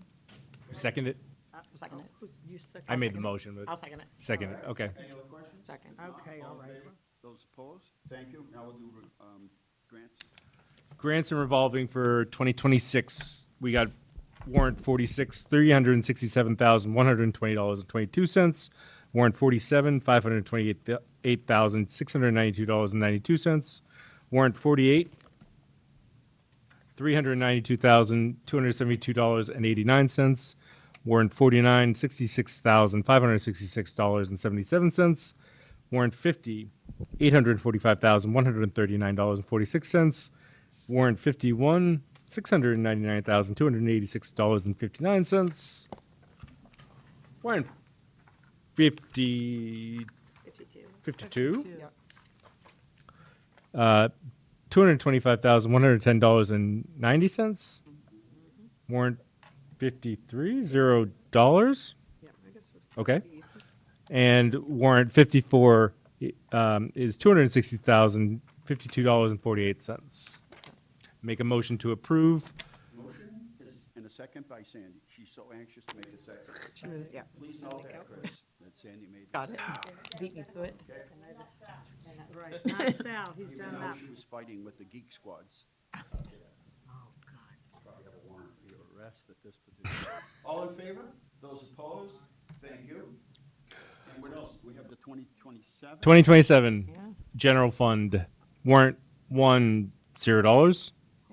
Warrant 2, $262,320.58. Warrant 3, $67,461.94. Warrant 4, $606,583.25.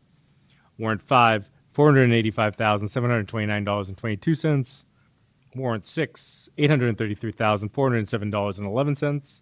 We have 2 sixes. Yeah. I think we numbered somewhere, or no? 2 sixes? To me, it's 2 sixes. Yep. Okay. We'll round it off. It's okay. Well, one, no, oh, it is the That is same. actually You're right. the same, yep. Okay. And warrant 7 is $352,276.99. Make a motion to approve. Motion, is there a second? Caleb, thank you. We have a second. All in favor? Those opposed? Thank you. All right. Last but not Are least. you done spending money? No. No, we're so Melanie decided to take the night off. She spent so much money. I was like, I'm done. I don't even want to be there for Greg to read that off. Well, just so we're joking about it, just people that might be watching is that we normally would have had a series of meetings through the summer. Yeah. And we didn't, and so today is just pretty much retroactive to the. Yeah. Yeah. I wanted to think that we don't appreciate, we're spending other people's money and that we don't carefully watch where. Oh, no. We had a conversation earlier in finance subcommittee anyways. And Melanie sent a representative, so. Warrant 1, $117,745.53. Warrant 2, $267,898.57. Warrant 3, $78,646.39. Warrant 4, $620,959.01. Warrant 5, $45,960.95. Warrant 6, $312,509.37. And warrant 7, $27,649.63. Make a motion to approve. Motion, anybody want to make a second? Fight it out or? I beat you. I got you. Have a spelling bee? It's my turn. Choose out of a hat. It's Sandy's turn, she says. So noted, we want to make sure the record reflects the actions of the last dispute that we had here. We have to separate that. Okay, is there a motion? Yes. Yeah, no, You were go ahead. doing something? No, I thought we were done voting. We had one more thing on the agenda. All in favor? Anybody opposed? Okay, go ahead. We have to have a vote for the final FY27 budget. So I'd like to make a motion to approve the FY27 budget in Munis, allocating $72,967,537 for total wages and salaries, and $36,733,933 for total expenses, or a grand total FY27 budget of $109,701,530.00, exclusive of indirect expenses. Make a motion to approve. I'll second it. Any questions? All right, Jennifer made the second. All in favor? Opposed? And I'm done. Oh, no. Oh, we got it, yeah, afterwards. That's new, that's new business, sorry. Thanks, Jen. Sorry. No, No, you jumped reminding ahead. me. I wrote it down, though. I did say about, yeah. Superintendent, maybe we should bring up the issue of the sprinklers now, while it's a financial issue, because it has to, it's sort of expedited or kind of sort of an emergency. That's what we were gonna bring up. We had it, we were gonna do new or old business. Yeah. Everybody's on it. Wow. Vote on that, acceptance of gifts. We did need to accept the gifts. I just have a question on one of the letters. Should we redact Mr. Gray's personal cell phone number? The other thing is, I saw Sal already put it in his phone.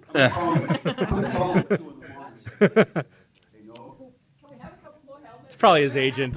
It's probably his agent anyways. I just want to say, could we, we used to have we used to have a tradition of everyone signing a card. We did. Can we do that again? Personal number too. I know it's nice No when people phone get it, number. but it really does make a difference when everyone from the school committee signs off. Yeah. And the other thing, and I could bring this up in the new business. Call them and thank them. We could. Do tickets exceed the gift allotment that we are allowed? Just kidding. I'm kidding. I'm kidding. I'm kidding. If it's standing room only? No, just kidding. The other thing I want to say is, we've had staff, whether it be custodians or teachers or principals, who have passed away. And I know it's a lot of new people, and sometimes there isn't sort of institutional memory. And so I try to read the obits, and make a connection, or even post it on Facebook so people know, and they'll be like, yeah, I had that teacher. But some of these people have lived till in their 90s, and there's not a lot of, like, oh, I remember that. People in the system now who can say, well, I remember that person. So I don't know if there's a retirement group that could give us those names when it happens. I asked because, about that because you brought it up to me before, and you're absolutely right. I mean, for somebody to give 40 years of their life or whatever, and then to have Nothing. nothing come from the school department. Yeah. A guy like Mike Cavanaugh. Kavanaugh, that's who comes to mind. Driver's ed for like 40 years. All the donations that gentleman made. He never took a penny? Never, He's the one that never. arranged it with Lottie's to get it Wow. for free. Yeah. Free, he arranged it. Yeah. And then he passes away, and I'm not saying that every time we have to send flowers or something, but No. something would be nice to He send. put in so many hours. And when we have a printing department here, we could send something really nice to the family. Right. And so I don't know if you backtrack that through the retirement system when they terminate benefits. So they'll usually have a record of that through the retirement system, but I just feel bad. I mean, I'll send a card when I see him, and I feel bad that, we worked with the school system for that long, and so anyway. But Something. I'll make a motion to approve the gifts. Okay, so making a motion to approve the gifts, and when we get cards, we'll send something out to them. Yeah. Second by Eileen, and all in favor? And then when we get those cards, we'll send out, we'll start here, right, from this group. The other thing too, maybe just the person's personal check, maybe redact that too. I already put that down. I know me too. There's no money in there.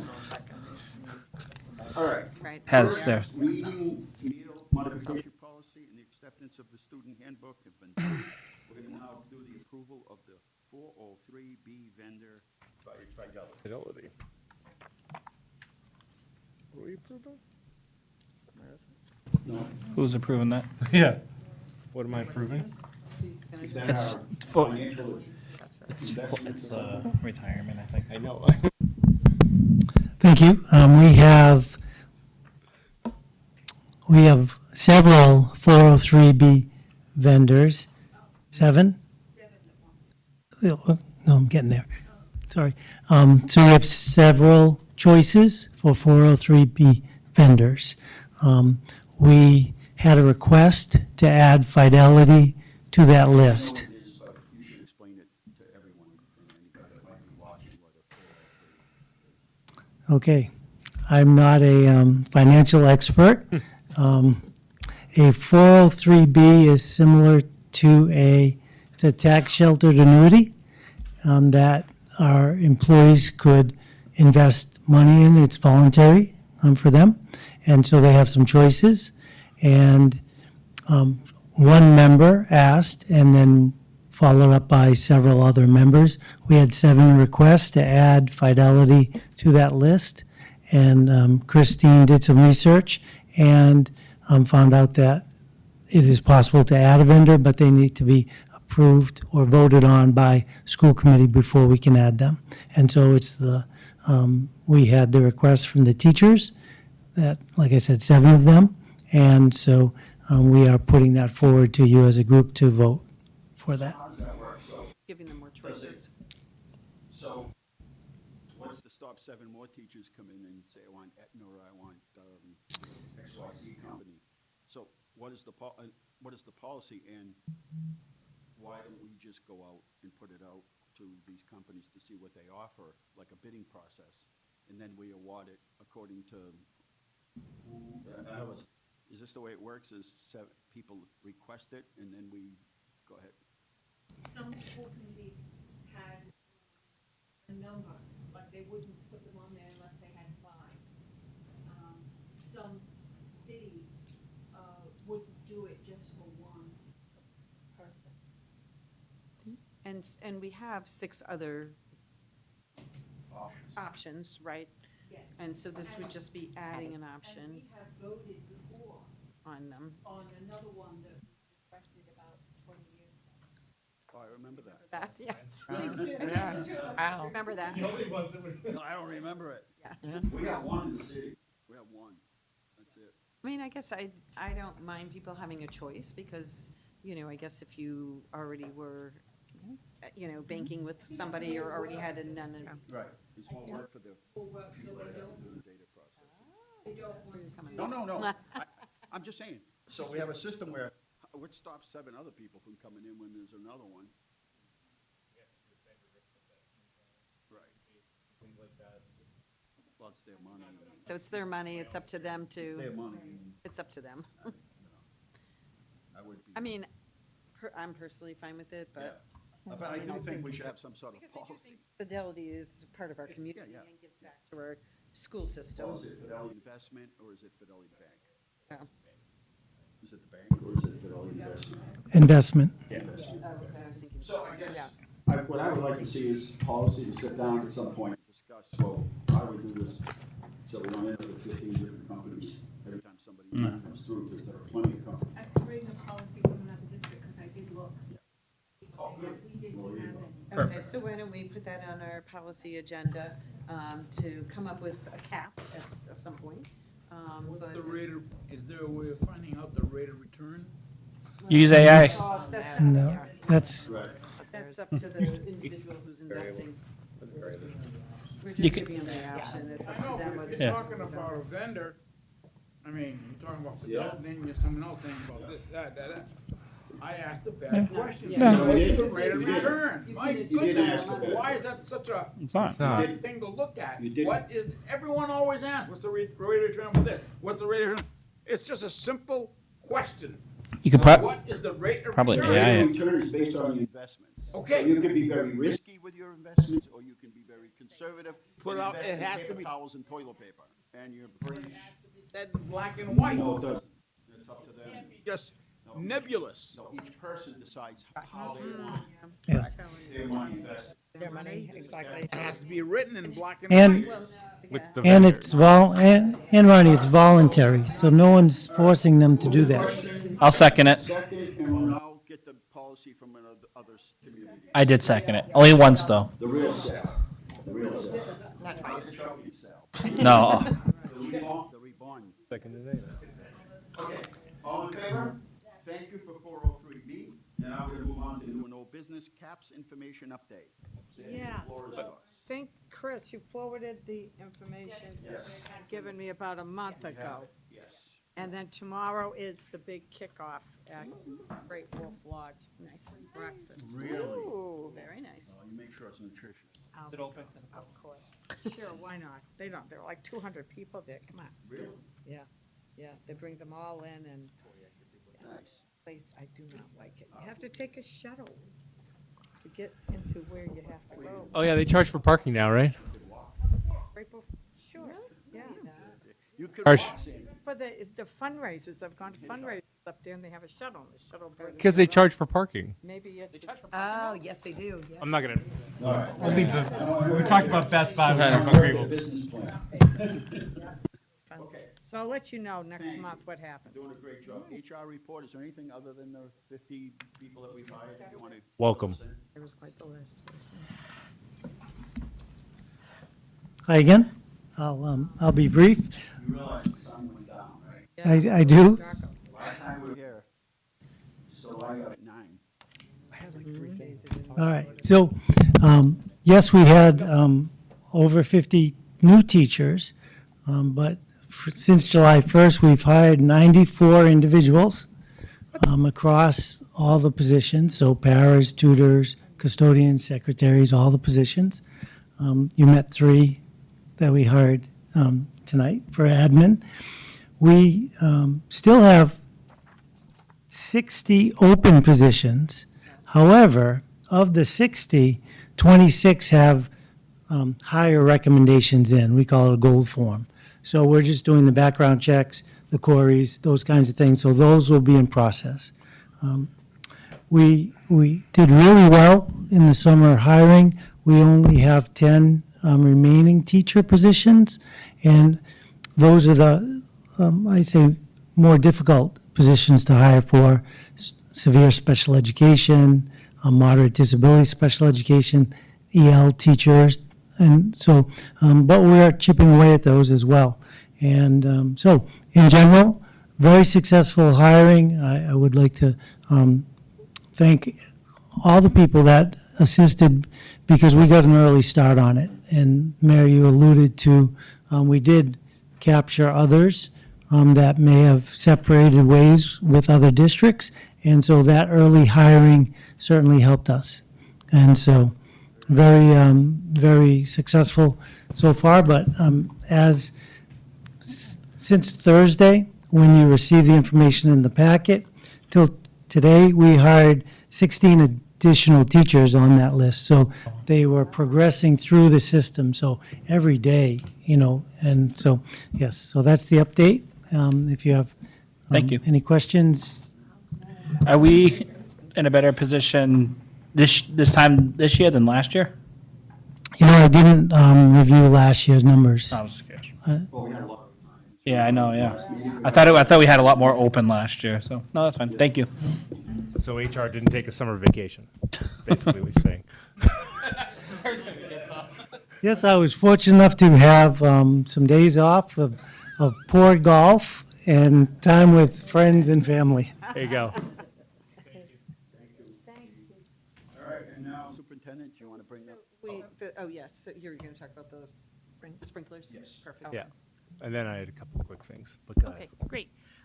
So we are planning a project at Northwest and Skyview as soon as possible to update the sprinkler system. We need to do that. And so we are looking to get approval to use $428,127.92 from school choice. It's like fire suppression sprinkler system? It is sprinkler head replacements at all of all of the sprinklers in those 2 schools, so that we have an updated system. I make a motion to approve. I'll make a motion to approve it. Second. So normally, we put them on the agenda and we vote on it twice kind of thing, but because this is an emergency, I want it in the minutes that we're expediting this because Right. it's a public safety issue. All right, so the motion is second. This will be a voice vote, just to confirm what we just said. Yay. Yay. Yay. Yeah. Yay. Yay. Yay. Yay. Okay, thank you. New and old business? Yes, I do. Unfortunately, or, did Greg want to talk? Greg Go ahead, did, Ron, but- you go first. Well, I'm passing it. I really don't know how to ask this or say this. Just say it. I wasn't even gonna say anything. Well, go ahead and say it, or not. Well, it's because When have you ever had a filter on? I had spoken to Chris and the superintendent about 2-3 months ago. I went to the Day on the Hill about 2 months ago, 2-3 months ago, and I've gone there 5 times already. I know 5 times. And I had some people ask me questions. Where was Leominster? I said, well, Leominster's in Central Mass, but how come you're the only one there? I had no answers. Why I was the only one there at the Day on the Hill. You're our representative. I know that, but how come they asked me, how come I'm the only one how there? many other school committees had multiple people there? I guess what I would check. You know, I mean, whichever for way, some of us, we have whichever to- way you want to play it. I'm just telling you what they told me. And then to put the cap on it, I went to the dinner they have at the State House. And it was big, glorious.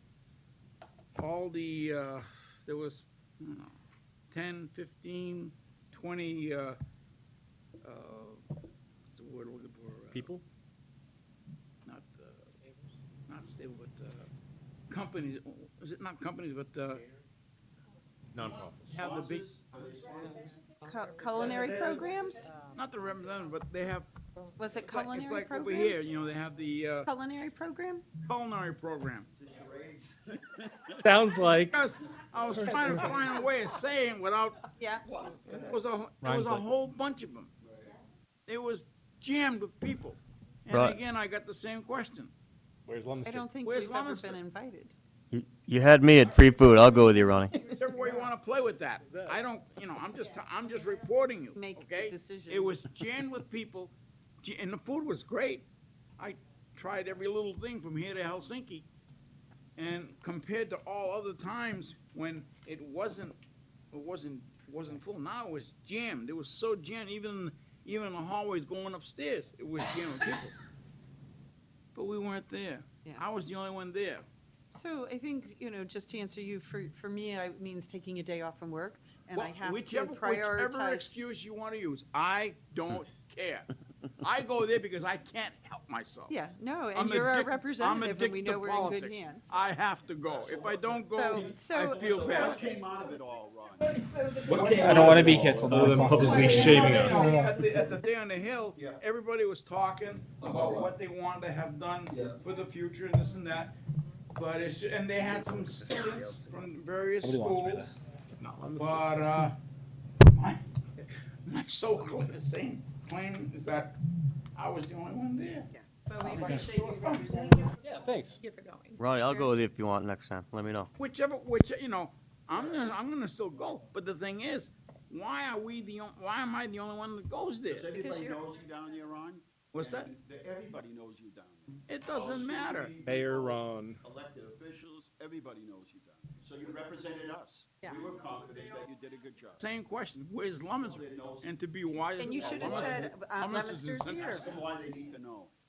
Right. All right, Greg, the floor is yours. Yeah, so I had a constituent reach out, former neighbor.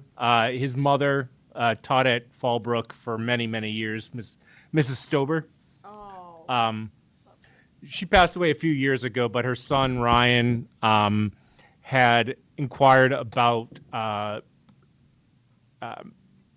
getting a bench or some outside the school, something to honor her memory, since she was there for I don't even remember how many years. So I just wanted to put that on the radar, figure out what the process was, so they could get back to him about that. And I think he might have spoken to you at some point. I've talked to the engineers and everything, and they said, let's wait until we get like sub-finish, because we don't want to like up here. 'cause Yeah, of course. Just place a bench and then it ends up in the wrong spot. Yeah. So you want something that people can actually use, and people will see, rather than just plopping them. So once they get established, then, because I know there were a number of people asked me about it, and so they just asked that we sit tight. And Yeah, then- yep. Then there'll be we'll formalize a Okay. program where you can, So I guess we would have to have some kind of policy around that, because we can't have everybody, I mean, not Yeah, of course. taking away from this person's request, but like. We I should- want we a should- bench there. yeah, Like, right. we Doyle need, Field, yeah. so many benches, but, there are other people that, there's a school connection, and like you said, somebody taught here, and that's appropriate, right? I mean, first But we dibs need to on it. figure out how we're gonna do that and how many, and who's paying for it and how it's gonna get there. And eventually, but. Right, so I We've think got there some needs time to be- before we get to that point, but Yeah. tell them we appreciate it. and Yeah. We'll definitely take them up on it, just give us a little time to finish it off, so we're at subgrade and figure out what goes where and, just so it's actually a more appropriate. Yeah, of course. Once Yeah. we get a feel for it. On paper, it may look like one thing, but then when you get to the actual where everything goes, it's kind of like a feng shui thing, nobody uses that word anymore. But. Anything else? Nope. New old business?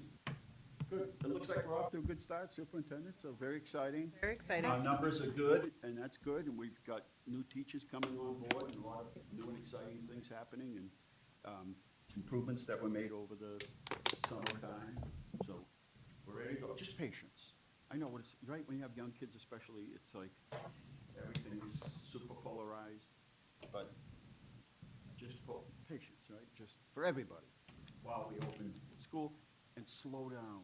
That's the biggest thing, is just slow down out there. Everybody's just moving way too quick. And if all summer you were able to leave at a certain time, generally if you live on one of the main roads, it's gonna take you a little longer to get to where you're gonna go because of buses and Well, and just to be crossings. careful. Yes, overall. And right. I'm People on walking Route to school 12 and- and think about that. Thank you for your patience. Not so much. Sandy, I made patience. a couple of phone calls, yeah. Yeah.